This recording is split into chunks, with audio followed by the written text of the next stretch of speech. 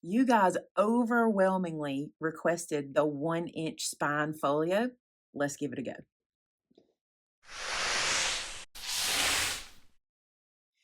All right, so what do you need for this one? You're going to need 4 pieces of 8.5 by 11 cardstock and 1 scrap. So bear with me. We're going to do one binding strip in this one, which is different than we normally do, but it really does need it. All right, so let's take out 1 piece and start scoring. So on our first piece of 8.5 by 11, here's what I want you to score. I want you to score it 2 1/4, and then 8 1/4, and lastly on this page, 9 1/4. So do you see our 1-inch spine appearing right there? There's our 1-inch spine, so you can see those scores, and we need to do that twice. Does this feel familiar? If you've made our folios before from any of our other videos, you'll see this is kind of how they all start out. And not very far off. We're going to do 2 pages with the same scores. So 2 1/4, 8 1/4, and 9 1/4. So get those where you can see them. Super simple scoring, no big deal. Then we're going to take 2 pages and we're going to score them in half at 5 1/2. So I'm going to score it and go ahead and fold it while I've got it here. There's no sense in coming back to this later. So let's go ahead and put it in and press that down. And I'm going to do that with one other piece. So scoring it at 5 1/2, folding it in half, increasing that down.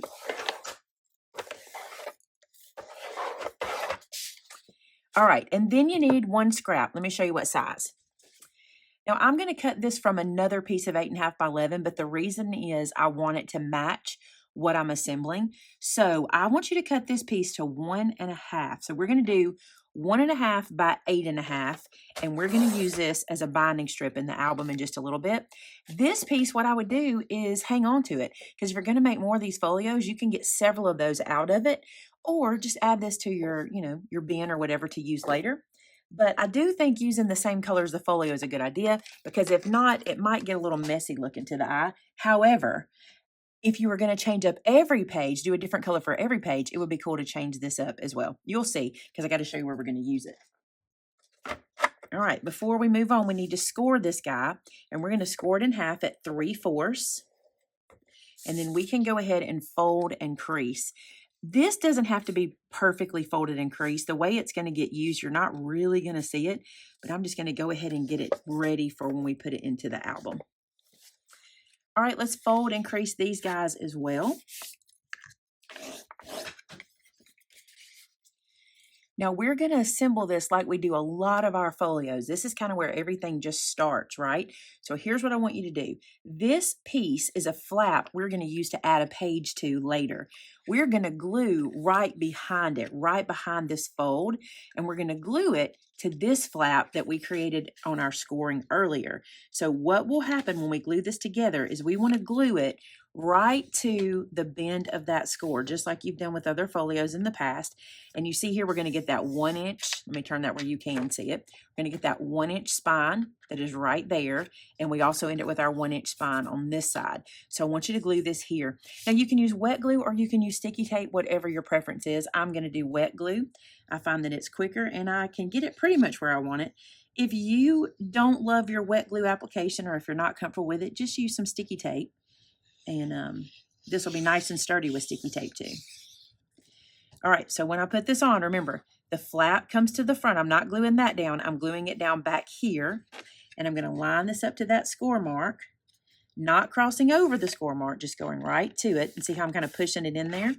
And then I will burnish that down into place. And I'll show you what we end up with here is we end up with putting this guy together like this. So you see how we glued it to the back? See that line there? Let me get it where you can see it.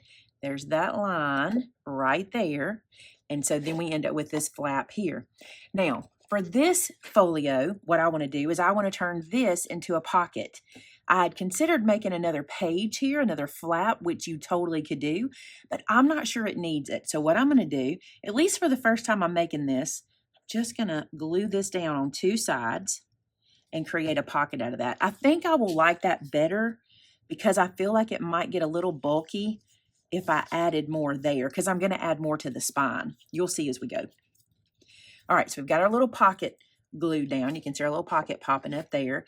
Now, this is where our 1-inch spine is, right? And you remember we did this binder piece. I want to add another flap similar to this, but I'm doing it as an add-on. And we haven't really done one of these. I think we did a page add-on, but we haven't really done a binding strip add-on, but that's what we're gonna do here. So I wanna talk to you about it really quick, okay? We're gonna fold this with our fold line on this side, okay? And I'm going to line it up right to that second spine score line. So you see how that page opens like this?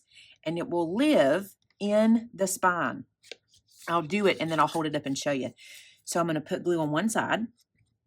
And I didn't see a need to make this flap the same size as this one. We kind of just inherit this piece when we get this side lined up where we need it to be. This just kind of becomes that size. But this is plenty enough to hold what we're going to be putting here. So I'm just going to lay this down right at the score. Again, not going over the score. Lift that score up and check it. And then I'm going to hold this up and let you see it from the side. So what we've done here is we've glued in that little piece into our spine. Here's our 1-inch spine, and we've glued that in there like so. So now we have 2 places to add pages, and that's what we're going to do here.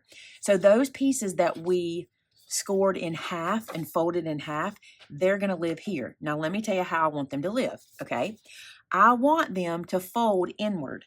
So I'm going to glue it outside, okay, and then fold in. Now, why do you think I want it to do that? Let me show you with this one too. If we make sure our folds go to the inside, then all of our dimension that we're going to add to these pages will live inside that 1-inch spine. You really don't have the space for it here because we have pages that are touching pages. All this will make sense later, but I want you to glue them to where they go inside. So here's what that means. You'll apply the glue to the outside flap, which is what I'm going to do here, just like this.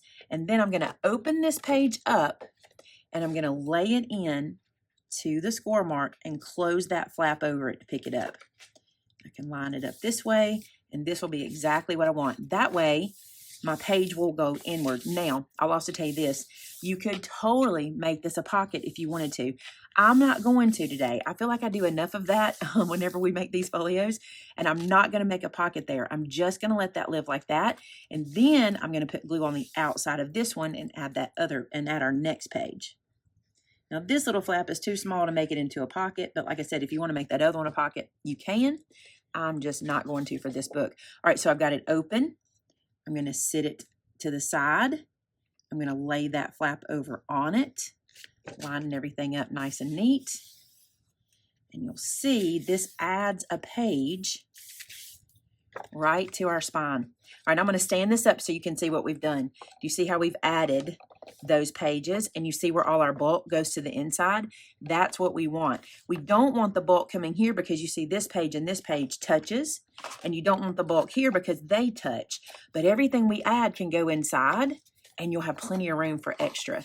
And that is going to be my 1-inch spine folio.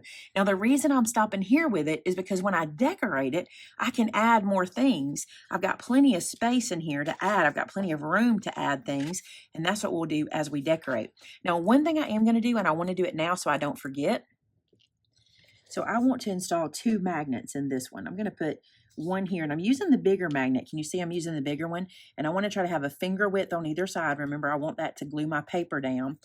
And the reason I want 2 magnets is I feel like this spine might need the help. I don't know, I could be wrong, and it won't hurt to do it now versus later. I'm also using the Nuvo magnets. If you've not seen those used before, let me show you how I do them. I take 2 off, and I go ahead and let them match up. So I know that they'll stick in the book, okay?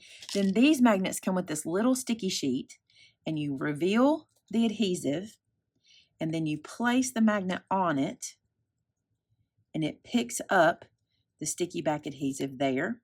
And then we just need to do this one as well.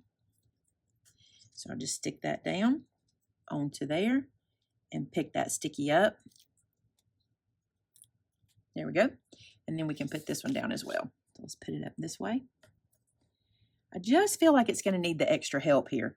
All right, now when we close it up, you know the rule. You got to square this guy up. So get it nice and square before you press your magnets, because once you put your magnets where they go, that is where it will go every time. Once you press them down, that is where they're going to live. So I got those on there. So let me press them. And then when we open them, I might even add another one here. I know that might seem like overkill, but this is something I want to last for a long, long time. And I may wait until I put some on the outside and see how that's doing.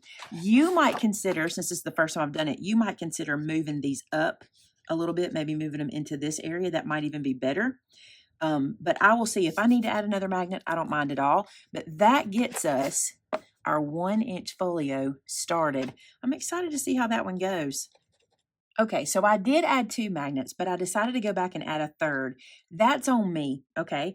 I really should have installed these 2 a little more in, and I wouldn't have this issue, but I like having the magnet all the way across because that larger spine is gonna need the support. I think it will. But if you're doing it at home, if you're watching this after the fact, instead of doing 3, just move those 2 in about here, and you will be fine. All right, guys, that is our 1-inch spine folio assembled. Now it's time to decorate it. So stick around for part 2. That'll be coming out really soon, and you'll see how I start to decorate it and what I add to the inside. Hey, thanks so much for being here. Thanks so much for loving these folios. They're super fun, and I enjoy doing them so much, and I can't wait to see what all we accomplish in this one.